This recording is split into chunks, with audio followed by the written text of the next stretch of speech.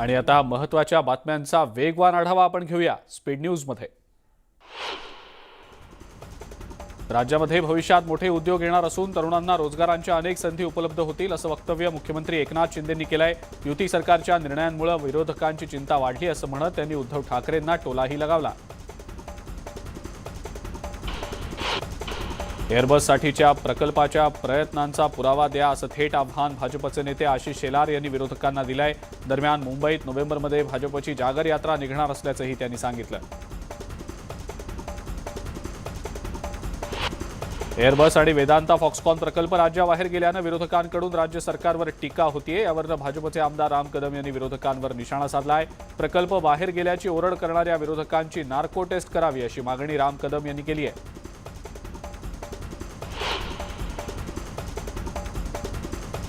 राज्यातलं सरकार हे गुजरातसाठी काम करतंय असा आरोप बाळासाहेब थोरात यांनी केलाय। उद्धव ठाकरे सरकार पाडण्याचा डाव हा फक्त गुजरातच्या विकासासाठीच करण्यात आल्याचंही त्यांनी सांगितलं। सरकारच्या दबावतंत्राला मी बळी पडणार नाही असं वक्तव्य किशोरी पेडणेकर यांनी केलेलं आहे। गाळा हडप केल्याचं सिद्ध करा असं थेट आव्हानच पेडणेकर यांनी सोमय यांना दिलेलं आहे। मनसेचे नेते गजानन काळे यांनी मुंबईच्या माजी महापौर किशोरी पेडणेकर यांच्यावर जोरदार हल्लाबोल केलाय। ट्विट करून त्यांनी पेडणेकरांना डिवचलंय। महाराष्ट्राच्या राजकारणातील कॉमेडी क्वीन भारती सिंग असं ट्विट त्यांनी केलंय।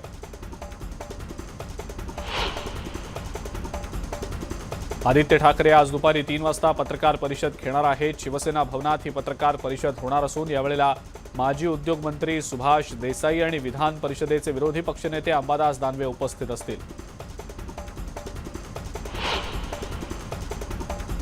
कृषी मंत्री अब्दुल सत्तार यांनी आदित्य ठाकरेंवर केलेली टीका योग्य नसून वैयक्तिक टीका टिप्पणी करणं महाराष्ट्राच्या संस्कृतीला धरून नाही अशी प्रतिक्रिया वरुण सरदेसाईंनी दिलेली आहे। तसंच बच्चू कडू राज्यातल्या जनतेच्या मनात काय आहे ते बोललेत म्हणून त्यांचं अभिनंदन केलं पाहिजे असा टोलाही त्यांनी लगावला।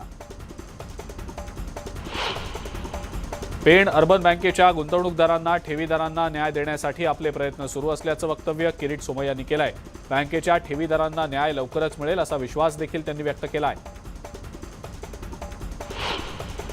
केंद्र सरकार 98% डेटा सुप्रीम कोर्टाला द्यायला तयार नाही आणि त्यामुळेच ओबीसी आरक्षणाचा प्रश्न निर्माण झालाय असा आरोप नाना पटोले यांनी केलाय। भाजप सरकार ओबीसी विरोधी सरकार आहे अशी टीका सुद्धा पटोले यांनी केलेली आहे। आमची सुरक्षा काढली तरी आम्ही आमचं काम करतच राहणार असं वक्तव्य बाळासाहेब थोरात यांनी केलंय। सरकारनं त्यांच्या 40 आमदारांना सुरक्षा द्यावी असा टोलाही थोरात यांनी यावेळेला लगावलेला आहे।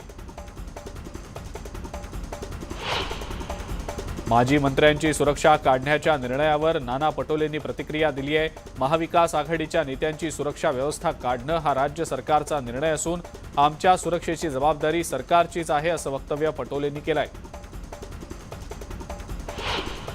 शिंदे फडणवीस सरकारनं अनेक माजी मंत्र्यांची सुरक्षा काढून घेतली आहे। यामध्ये माजी गृहराज्यमंत्री सतेज पाटील यांचा देखील समावेश आहे। जनता हीच आमची सुरक्षा असून आम्हाला काही फरक पडत नाही अशी प्रतिक्रिया सतेज पाटलांनी दिली आहे।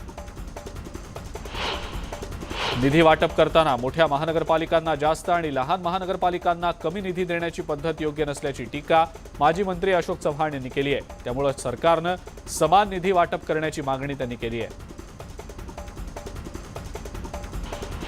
आमदार रवी राणा यांच्या विरोधात सोलापुरात प्रहार संघटना आक्रमक झाली आहे। प्रहारचे आमदार बच्चू कडू यांच्याबद्दल अपशब्द वापरल्यानं आमदार रवी राणा यांची प्रतिकात्मक तिरडी काढत निषेध नोंदवण्यात आला। जळगावमध्ये काँग्रेस भवनात जिल्हा काँग्रेस कमिटीच्या वतीनं भारत जोडो यात्रा नियोजन बैठकीचं आयोजन करण्यात आलं। या बैठकीत तयारीचा आढावा घेतला गेला तसंच कार्यकर्त्यांना मार्गदर्शनही करण्यात आलं।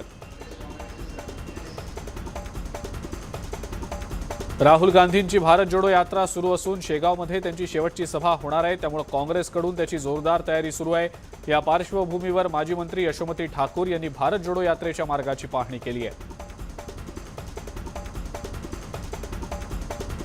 टाटा एअरबस प्रकल्प गुजरातला गेल्यानं नाना पटोले यांनी सरकारवर टीका केली आहे। राज्यातले प्रकल्प गुजरातला जात आहेत, आम्हाला भीती आहे की एक दिवस हे मुंबई देखील गुजरातला देतील अशा शब्दात नाना पटोले यांनी सरकारवर निशाणा साधला आहे।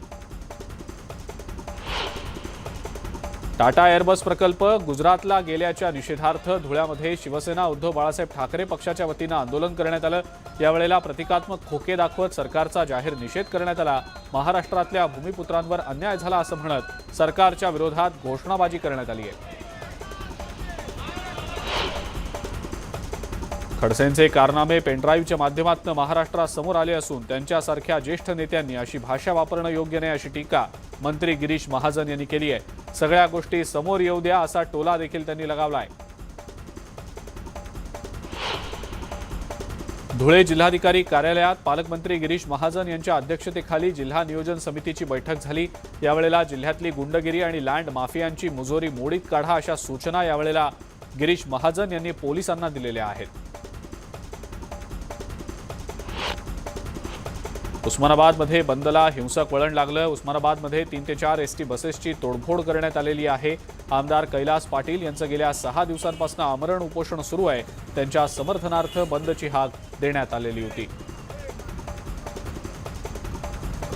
शेतकऱ्यांच्या अनुदानासाठी आज उस्मानाबाद बंदची हाक देण्यात आली। दरम्यान तेरणा कॉलेज जवळच्या शुभमंगल कार्यालयाजवळ टायर जाळले गेले। आमदार कैलास पाटील यांच्या संतप्त कार्यकर्त्यांकडून ही जाळपोळ करण्यात आली।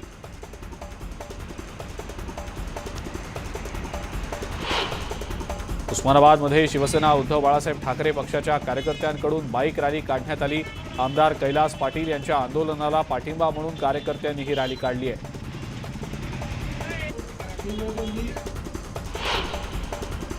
शेतकऱ्यांना थकीत अनुदान मिळावं यासाठी आमदार कैलास पाटील यांचं 6 दिवसांपासून आमरण उपोषण सुरू आहे। खासदार ओमराजे निंबाळकर यांनी या आंदोलनाच्या समर्थनार्थ जिल्हा बंदचं आवाहन केलं। या बंदला व्यापाऱ्यांनी मोठा प्रतिसाद दिला। आमदार कैलास पाटील यांच्या आंदोलनाला यश मिळताना दिसतंय। जिल्हाधिकारी डॉक्टर सचिन ओंबासे यांनी पीक विमा कंपनीला दणका दिलाय। उर्वरित 373 कोटी रुपयांच्या वसुलीसाठी पुणे इथल्या कंपनीची संपत्ती जप्त करण्याचे आदेश जिल्हाधिकाऱ्यांनी दिलेले आहेत।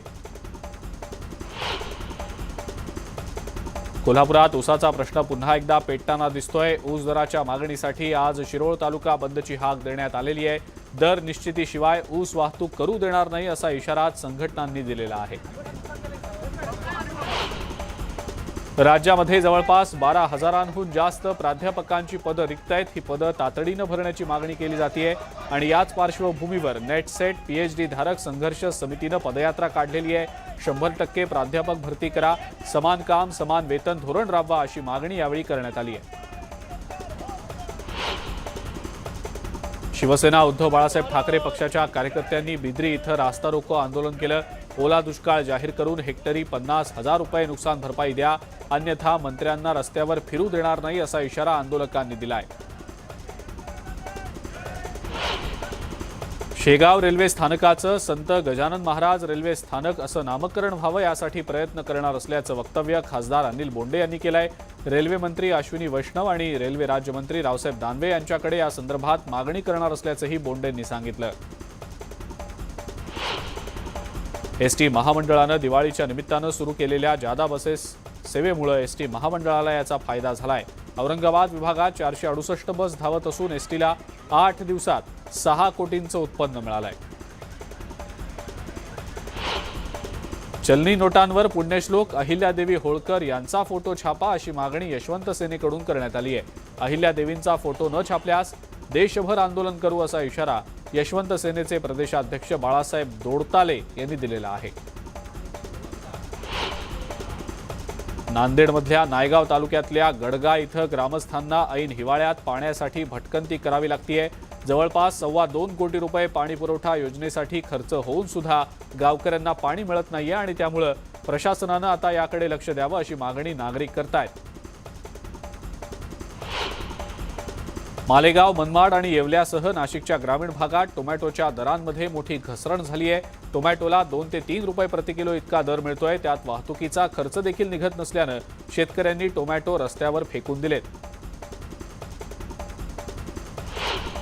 दौंड तालुक्यातल्या पारगावमध्ये वखारीत ठेवलेला कांदा जळून खाक झालाय। यात गणेश ताकवणे या शेतकऱ्याचं लाखोंचं नुकसान झालंय। दरम्यान वखारीला आग लागली नसून लावली गेल्याचा संशय व्यक्त करण्यात आलेला आहे। मनमाड मालेगाव भागात कांदा लागवडीला सुरुवात झाली आहे। यंदा चांगला पाऊस झाला असल्यानं कांदा लागवड क्षेत्रात वाढ होणार असल्याचं कृषी अधिकाऱ्यांनी सांगितलंय। देहूच्या विठ्ठलवाडीतल्या शेतकऱ्यांनी कांद्याचं विक्रमी पीक घेतलंय। 2 एकर जागेत 200 पोती कांद्याचं पीक आल्यानं शेतकरी आनंदात आहेत।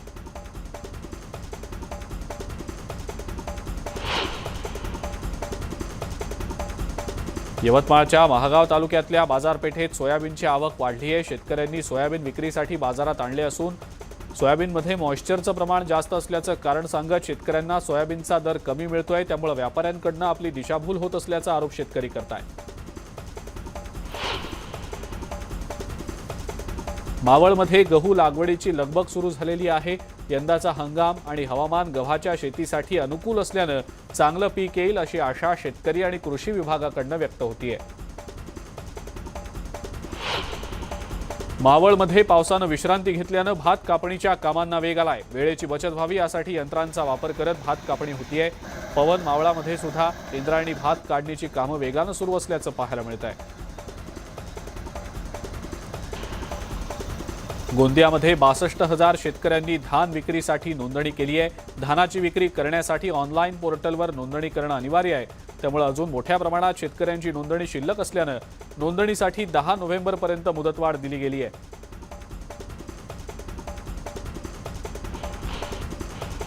मुंबई एनसीबीनं कॉमेडियन भारती सिंग आणि तिच्या पतीच्या विरोधात विशेष एनडीपीएस कोर्टात 200 पानांचं आरोपपत्र दाखल केलंय। भारती आणि तिच्या पतीला एनसीबीनं ड्रग्ज प्रकरणी अटक केली होती, मात्र ते दोघंही सध्या जामिनावर बाहेर आहेत।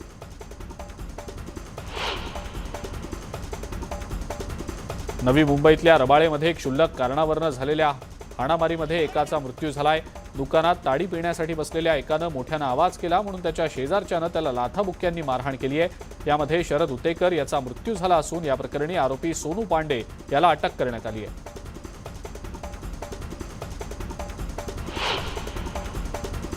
टिप्परखाली येऊन एका चिमुकल्याचा दुर्दैवी मृत्यू झाल्याची घटना सोलापूरच्या मड्डी वस्ती परिसरात घडली आहे। चिमुकल्याच्या मृत्यूनंतर संतप्त स्थानिकांनी रस्त्यावर उतरत रास्ता रोको केलाय। अवजड वाहतुकीमुळे मुलाचा जीव गेल्याचा आरोप स्थानिकांनी केलाय।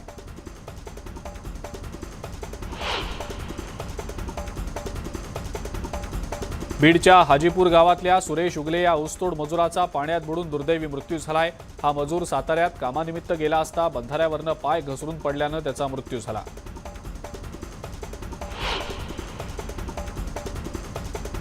सिंधुदुर्गातल्या कुडाळमध्ये उपवडे जिल्हा परिषद शाळेचं छप्पर कोसळून आतल्या साहित्याचं नुकसान झालंय। उपवडे शाळेच्या 3ही इमारती मोडकळीला आलेल्या आहेत, त्यामुळे विद्यार्थ्यांच्या जीवाला धोका निर्माण झालाय आणि त्यामुळे विद्यार्थ्यांना शाळेत न पाठवण्याचा निर्णय त्यांच्या पालकांनी घेतला असून शाळेला टाळं ठोकण्याचा इशारा दिलाय। बेळगाव गोवा मार्गावर बर्निंग कारचा थरार पाहायला मिळालाय। चोरला घाटात एका कारनं अचानक पेट घेतला। या आगीमध्ये काही क्षणातच संपूर्ण कार जळून खाक झाली आहे। गाडीतले प्रवासी बाहेर पडल्यानं मोठा अनर्थ टळलाय। परभणीच्या बाजारपेठेतील मोबाईलच्या दुकानातनं 35 लाखांच्या मोबाईलची चोरी झाली आहे। या प्रकरणी पोलिसांनी मालेगावमधनं 2 आरोपींना अटक केली आहे। मुद्देमाल देखील जप्त केला गेलाय। नांदेड जिल्ह्यातल्या हिमायतनगर इथं अज्ञात वाहनाच्या धडकेत तरुण शेतकऱ्याचा मृत्यू झालाय। हिमायतनगर किनवट महामार्गावर हा अपघात घडलाय। संदीप शेंडगे असं या तरुणाचं नाव आहे। दुचाकीवरून शेताकडे जाताना ही घटना घडली आहे। सांगलीच्या जतमध्ये ऊसतोड कामगारांना घेऊन जाणारा ट्रक उलटलाय। या अपघातात 12 ते 15 मजूर जखमी झाले। जखमींमध्ये महिला आणि लहान मुलांचा देखील समावेश आहे। सर्वांवर मिरज शासकीय रुग्णालयात उपचार सुरू आहेत। शहापुरात चोरांचा सुळसुळाट आहे। 7 ते 8 ठिकाणी झालेल्या घरफोड्यांमुळे नागरिकांमध्ये भीतीचं वातावरण पसरलंय। हातात तीक्ष्ण हत्यार घेऊन फिरताना हे आरोपी कॅमेऱ्यात कैद झालेत।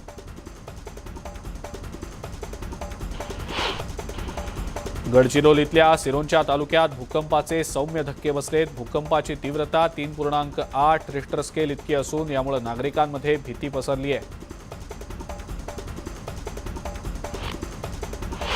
आरोग्य विभाग आयुक्त तुकाराम मुंढे यांच्या बीड दौऱ्यानंतर 7 परिचारिकांना निष्काळजीपणाबाबत नोटीस बजावली गेलेली आहे, तर 3 डॉक्टरांच्या प्रतिनियुक्त्या देखील रद्द करण्यात आलेल्या आहेत। वैद्यकीय अधिकारी अधीक्षकांनी मुख्यालयी राहावं, अधिकाऱ्यांनी खासगी वैद्यकीय व्यवसाय करू नये अशा सूचना तुकाराम मुंढेंनी दिलेल्या आहेत। मध्य आणि हार्बर रेल्वे मार्गावर रविवारी मेगा ब्लॉक घेण्यात येणार आहे। यावेळेला सीएसएमटी ते कुर्ला, वाशी ते पनवेल दरम्यान विशेष लोकल फेऱ्या चालवल्या जातील।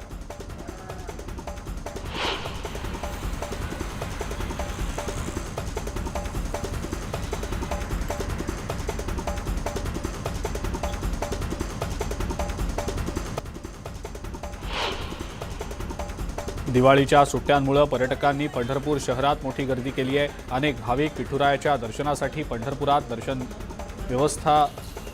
आल्यानं दर्शन व्यवस्थेवर मोठा ताण आलेला आहे। निवासाच्या सोयीसाठी भाविकांची अनेक ठिकाणी गर्दी दिसतेय।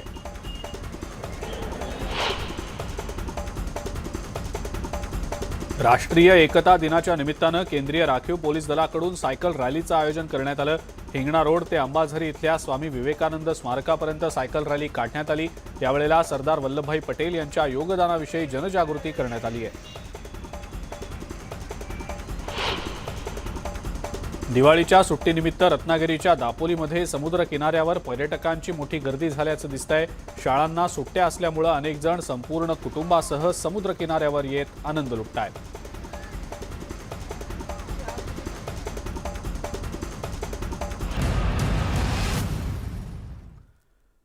ब्रेकनंतर आपण इतरही काही महत्त्वाच्या बातम्या पाहूया। बिहारच्या पाटण्यामध्ये छठ पूजेचा उत्साह दिसून आला। यानिमित्त महिलांनी गंगेत स्नान करत पूजा केली आहे। गुजरातच्या वलसाडमध्ये वंदे भारत ट्रेननं गाईला धडक दिली। यानंतर काही काळ या मार्गावरची वाहतूक विस्कळीत झाली होती।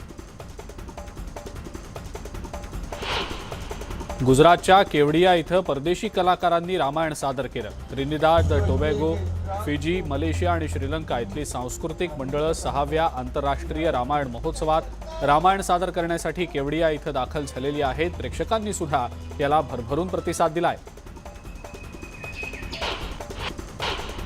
कतरिना कैफचा आगामी सिनेमा मेरी ख्रिसमसची रिलीज डेट पुढे ढकलली गेली आहे। हा सिनेमा 23 डिसेंबरला रिलीज होणार होता, मात्र याच दरम्यान टायगर श्रॉफचा गणपत आणि रणवीर सिंहचा सर्कस हे 2 सिनेमे रिलीज होणार आहेत। त्यामुळे मेरी ख्रिसमस सिनेमाची रिलीज डेट पुढे ढकलण्यात आलेली आहे। केजीएफ स्टार यशला 2 बॉलिवूड सिनेमांची ऑफर मिळाल्याची चर्चा आहे। यशने राकेश ओमप्रकाश मेहरा यांचा आगामी प्रोजेक्ट साईन केल्याचं सूत्रांकडून सांगितलं जात आहे। तसंच अयान मुखर्जीच्या ब्रह्मास्त्र 2 या सिनेमासाठी सुद्धा त्याला विचारणा करण्यात आल्याचं समजतंय। इलॉन मस्कनं ट्विटरचा ताबा घेतल्यापासून बॉलिवूडची पंगा गर्ल कंगना रनौतनं तिचं निलंबित केलेलं ट्विटर अकाउंट पुन्हा सक्रिय होण्याची आशा बाळगली आहे। नुकतंच तिनं याबाबतची एक पोस्ट शेअर केलेली आहे। ही पोस्ट सगळ्यांचंच लक्ष वेधून घेतेय। सुपरहिट सिनेमा कंताराचं साऊथचे सुपरस्टार रजनीकांत यांनी सुद्धा कौतुक केलंय। रजनीकांत यांनी कंताराचे लेखक दिग्दर्शक स्टार ऋषभ शेट्टी यांना त्यांच्या निवासस्थानी बोलावून त्यांचा सन्मान केलाय। ऋषभ शेट्टी यांनी या खास भेटीचे फोटो ट्विट केलेत। अभिनेता मनोज वाजपेयी यांच्या गली गुलेया हा सिनेमा प्रदर्शित झालाय। हा cinema OTT platform Amazon prime व्हिडिओवर प्रदर्शित करण्यात आलाय। या सिनेमातल्या भूमिकेसाठी मनोजला कितपत मेहनत करावी लागली याबद्दलची पोस्ट त्यांनी शेअर केली आहे। बिग बॉस 16 मधील स्पर्धक निर्माता साजिद खानच्या विरोधात अनेक महिलांनी मी टू चळवळी दरम्यान लैंगिक गैरवर्तनाचा आरोप केला होता। यावर आता अभिनेता करणवीर बोहरानं देखील साजिदला समर्थन दिलंय। प्रत्येकाला आणखी एक संधी मिळणं गरजेचं आहे असं करणवीर यांनी म्हटलंय। झॉम्बी अँजेलिना जोली म्हणून प्रसिद्ध असलेली इराणची रहिवासी सेहर तबरला 14 महिन्यानंतर तुरुंगातनं सोडलं गेलंय। तुरुंगातनं बाहेर आल्यानंतर तिनं सर्जरी आधीचा तिचा खरा चेहरा सगळ्यांना दाखवला। हिजाबबाबत वादग्रस्त वक्तव्य केल्याप्रकरणी सेहरला 10 वर्षांची शिक्षा ठोठावण्यात आलेली होती।